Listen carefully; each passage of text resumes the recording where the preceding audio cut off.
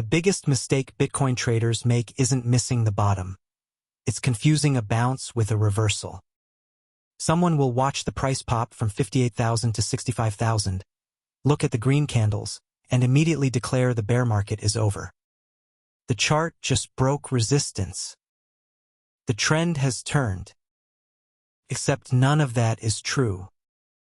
What they're actually looking at is a textbook inside bar consolidation with weak follow-through, and they're misreading it because they want the story to be about a turnaround.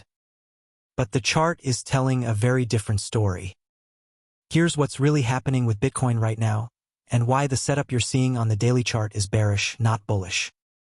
The key insight is that not all bounces are created equal. A bounce can be a reversal signal or a bear flag compression, and the difference comes down to structure and commitment. When Bitcoin dropped from around 73,000 down to below 62,000 just a couple weeks ago, that was a vertical, violent washout. Capital was forced out.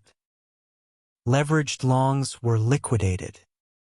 There was panic selling, which is actually the ingredient you need for a capitulation bottom, when you see pure emotional dumping.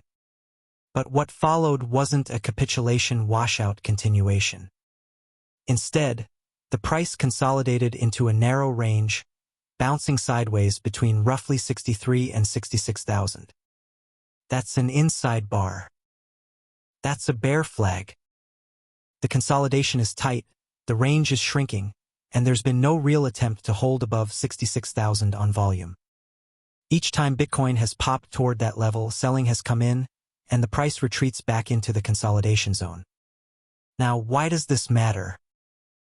Because inside bar bear flags are continuation patterns, not reversal patterns. The consolidation suggests that institutional sellers are waiting for Bitcoin to poke higher into resistance before they move again. The tight range means energy is building downward, not upward. If this were a real reversal setup, you'd expect to see a vertical pop followed by a clean break above the previous high with sustained volume. Instead, you're seeing hesitation. You're seeing every attempt to climb meet with selling.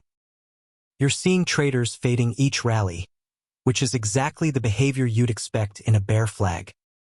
Here's the other clue hiding in plain sight. The volume profile of this bounce is completely different from what you'd see in a real capitulation bottom. When Bitcoin truly washes out, when you get a real reversal, you see volume climax on the down move, then a sharp, confident move higher on expanding volume. That's what tells you smart money is buying the wash. But what we're seeing instead is the opposite. The bounces have been on declining volume. The pressure stays on the downside.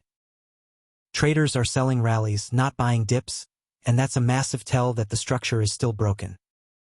The macro backdrop makes this even more important to understand. The Federal Reserve just signaled that interest rates are going to stay elevated longer than the market was hoping. We're not getting cuts next year, we're probably looking at 2027 at the earliest, and the Fed's tone remains hawkish. Now, Bitcoin and interest rates have an inverse relationship, especially Bitcoin and real rates, the gap between the nominal 10-year yield and inflation expectations. With 10-year rates at 4.49% and the Fed signaling no movement, Bitcoin is competing with risk-free returns in Treasury bills. That's a headwind. Meanwhile, the dollar index is sitting at 99.57, holding up remarkably well despite some noise this week about Iran peace talks. When the dollar is strong, Bitcoin typically struggles because it's priced in dollars and it competes with dollar-denominated assets for capital. On top of all that, you've got equities looking mixed. Yes, there's been some energy around the SpaceX IPO and renewed AI enthusiasm, but the tape has been vulnerable to any pullback in risk appetite. The VIX is quiet at 17.68, which is almost too quiet. That kind of complacency often precedes a vol spike.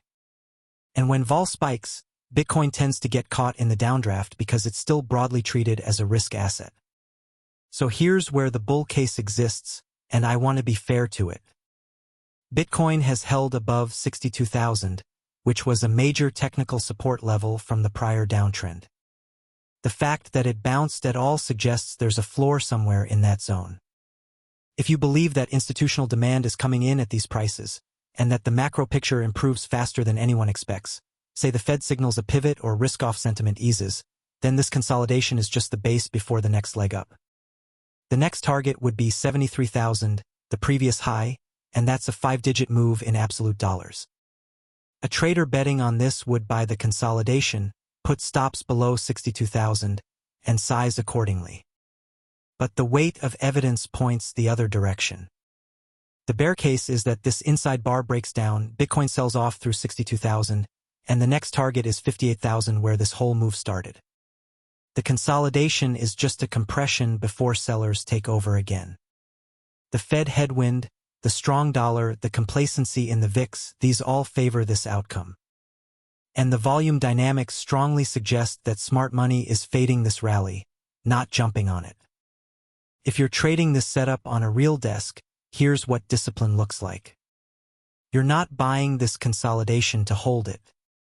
You're either fading it, selling into the rallies towards 66,000, or you're staying flat and waiting for a break of structure. If you did want to be a buyer, you'd want to see Bitcoin break above 66,000 with a spike in volume, a clean close, and some follow-through over the next 2 or 3 days. That would invalidate the bear flag and suggest the reversal is real. But without that confirmation, you're just buying air.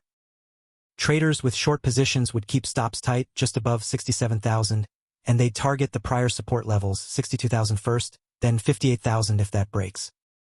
The risk-reward on being short into this weakness looks better than the risk-reward on being long. You're selling a narrow consolidation into a hawkish Fed and a strong dollar, and you're getting paid to take that trade. This is what separates traders who survive from traders who blow up. It's not about hoping the trend reverses.